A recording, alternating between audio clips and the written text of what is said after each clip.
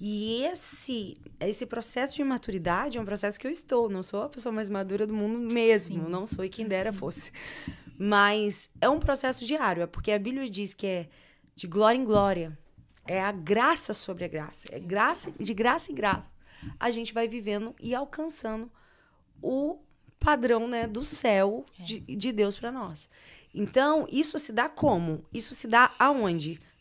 No lugar secreto. Se a gente esperar crescer e amadurecer espiritualmente só indo à igreja, me desculpe, a gente vai viver uma vida constantemente rasa. Porque o culto de domingo na sua igreja, ele tem que ser uma continuidade do seu culto diário em casa. É verdade. Da sua busca, da sua devoção. Não apenas uma devoção, vou tirar 1 hora de oração, um tempo de devocional. Não somente isso. Porque também não adianta você ter 1 hora de oração e passar o resto do dia pecando. O resto do dia desagradando a Deus. Então, que essa oração não gerou um fruto. Nosso tempo com Deus, ele não encerra no amém. Ele vai continuar. Eu tive o meu tempo de oração, mas no decorrer do meu dia eu tenho que estar conectada com o Senhor. Eu tenho que estar ligada com Ele. Eu tenho que estar com o meu coração realmente atento aos sinais do Espírito, à vontade dele para a minha vida. E isso é um desafio. Então, a gente precisa amadurecer nesse aspecto. E por isso que eu acredito que Deus está levantando mulheres que vão para o lugar secreto. É tanto que Deus ele nos deu o projeto Geração Reborn, que é um projeto de mulheres que nasceu da minha dor, nasceu, eu digo que dos meus traumas, das minhas dores. E precisamos, às vezes, reconhecer que eles existem. Sim. O problema é que, às vezes, a gente quer colocar uma maquiagem, a gente quer colocar uma capa e dizer assim, não, o que meu pai fez comigo não me afetou, o que minha mãe fez comigo não gerou nenhum efeito em mim. E às vezes você está perdendo a oportunidade de ser curado, porque quando a gente reconhece, esse é o primeiro passo para que a cura chegue. Sim. Você reconhecer que foi gerado em você um dano, você reconhecer que foi gerado dentro de você um trauma, você reconhecer que talvez hoje você não consiga abraçar alguém porque você não foi abraçado, você não consegue dizer eu te amo, porque tem gente que tem dificuldade de dizer eu te amo, uma simples frase, porque você nunca ouviu. Então nós precisamos reconhecer que há traumas em nós, mas desse lugar de dor, de ferida, o Senhor, quando ele vem, ele cura, ele fecha e torna uma cicatriz, e esse lugar passa a ser um lugar de autoridade. E através do lugar que você foi ferido, você vai poder curar. Então são mulheres que usam do seu lugar da dor, não para parar na dor, mas para se levantar, se reconstruir e poder viver o propósito de Deus para a vida delas. Isso como? Eu digo que se você tiver o seu devocional restaurado, você vai ter tudo ao seu redor restaurado. Você precisa ter o seu altar. Você precisa ter o seu tempo com Deus. Você precisa conhecer. E olha, eu vivo isso muito antes disso se tornar uma febre. Hoje a gente vive um tempo que se fala muito de devocional, sim, se fala muito de lugar secreto, se fala muito de se ter tempo com Deus, mas eu vivo em um tempo que eu nem sabia que existia essa palavra devocional. Mas uma coisa eu aprendi, que todos os dias, no Jardim do Éden, Adão e Eva estavam lá.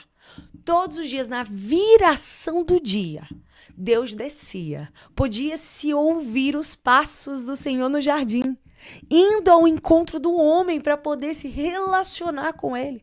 Poder bater um papo no final da tarde, poder tomar um café junto, poder saber como foi o dia, poder compartilhar dos mistérios de Deus com o homem, um homem compartilhar com Deus. E isso mostra que ele é um Deus pessoal. Ele não é uma energia, ele não é um ser místico, ele é um ser pessoal que deseja ter relacionamento. E quando eu entendi isso, não se falava de devocional. Mas uma coisa eu sabia, dava 18 horas da tarde, eu tinha 13, 14 anos, eu ia pro meu quarto e eu sabia, esse é meu tempo com Deus. Eu sabia que aquele era o tempo com Deus. E muitas vezes, quando eu chegava no meu quarto, eu já sentia Deus ali, me esperando. E eu vivi experiências profundas com Deus. Quando eu criei a consciência de que eu preciso me relacionar com Ele. Que como um Deus pessoal, Ele deseja relacionamento. Ele deseja se relacionar conosco. Não numa via apenas de eu dobrar meu joelho e pedir sem parar. Mas em compartilhar. Será que a gente consegue chegar no nível de maturidade de poder dizer, Deus, eu tô aqui não só para pedir, mas para me colocar disponível para aquilo que o Senhor deseja fazer de mim hoje. Para me colocar disponível para cumprir a tua missão aqui na Terra. Então, às vezes, o que Deus está esperando não é só a nossa petição, porque a gente é muito boas para pedir. O que Deus está esperando é, Deus, pode contar comigo para aquilo que o Senhor quer. Pode contar comigo para o projeto que o Senhor tem hoje. Pode contar comigo. Quem é que o Senhor quer que eu ame? Quem é que o Senhor quer que eu abrace? E eu digo que aonde os meus pais não chegaram, na minha educação, na minha criação, porque eles me ensinaram o caminho, eu sou muito grata aos meus pais por isso. Eu nasci no lar cristão, mas aonde eles não chegaram, o Senhor chegou. O Senhor me ensinou. O que eles não me ensinaram, o Senhor me ensinou. E sabe aonde? Na palavra. Porque quando eu tive minha primeira experiência com Deus, ele disse, ame a minha palavra. E a palavra de Deus, ela nos instrui para todas as áreas da nossa vida. Nela a gente busca instrução para todas as áreas da nossa vida. Isso é uma verdade. Eu também, assim, tenho um tempo e, tipo assim, também fui criada e crescida, mas não tinha esse tempo específico com Deus, né? Porque na nossa época não se falava mesmo em devocional e tal. Ela aquela coisa de orar, né? Vai orar, né, tal.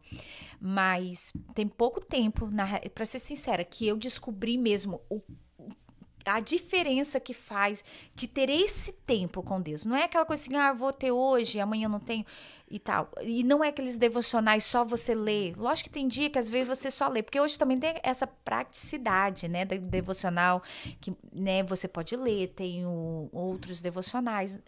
Mas é importante realmente termos esse tempo de reservar. Sim.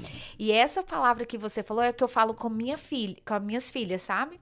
Eu falo, a mãe não vai conseguir preencher e eu vou te ferir e eu vou te magoar sem querer. Sem querer. Mas olhe para o seu Pai Celestial, o seu Pai que te ama e que nunca te abandona. E a palavra dele tem respostas para você. E ele vai preencher todas as lacunas da sua vida. Então, eu gosto também muito de falar isso com as minhas filhas, do devocional, de ter esse tempo com Deus, a importância disso tudo, né? Sim. E é muito bom colocar isso desde a adolescência. Sim. Porque eu comecei na minha adolescência a fazer muito tempo com Deus. Que linda, né? 13 anos aí, já separando esse tempo. E da onde na verdade, a minha experiência com Deus, ela não se deu numa grande conferência, não se deu num grande... A minha experiência com Deus foi no quarto. Uau, que lindo. Sempre foi no quarto. Mas esse desejo nasceu ou você via alguém fazendo ou já veio assim... Na verdade, dois fatores. Primeiro, porque a minha primeira experiência, assim, a experiência mais impactante e transformadora que eu vivi com Deus foi aos meus 13 anos no quarto. Meu pai tinha me colocado de castigo, porque eu aprontava muito. Eu tinha 13 anos. Eu era, assim, a levada da turma, da escola. Meus pais tinham sido chamados na coordenação, aquela situação toda. Fiquei de castigo, não podia sair para canto nenhum, era dentro do quarto. Nisso que eu fiquei de castigo, eu tive um desabafo com Deus. E eu falei, Deus, o Senhor... Eu estava numa fase muito revoltada, de rebeldia muito grande. E eu tinha ficado revoltada, principalmente pelo fato do meu pai ter sido transferido para Natal, Rio Grande do Norte. E eu queria ter continuado com meus amigos no Rio de Janeiro, a minha escola, tudo. E essa mudança foi muito difícil para mim, mas foi Deus me tirando da minha zona de conforto, me levando para o deserto para eu poder ouvir a sua voz e conhecê-lo. E hoje eu sou apaixonada por Natal. Foi o cenário que Deus usou para marcar a minha vida. E no meu quarto eu falei, Deus, eu te odeio. O Senhor não tá nem aí para mim. O Senhor me trouxe para esse fim de mundo. Pode sumir da minha vida. Eu odeio o Senhor. Uau. E quanto mais eu falava isso, a Bíblia diz que quando você agride, tenta agredir o Senhor. Você não tá agredindo a Ele. Você agride a você mesmo. Porque você precisa dele. Você agride a sua própria alma. E quando eu tava falando isso, eu tava chorando no canto do meu quarto.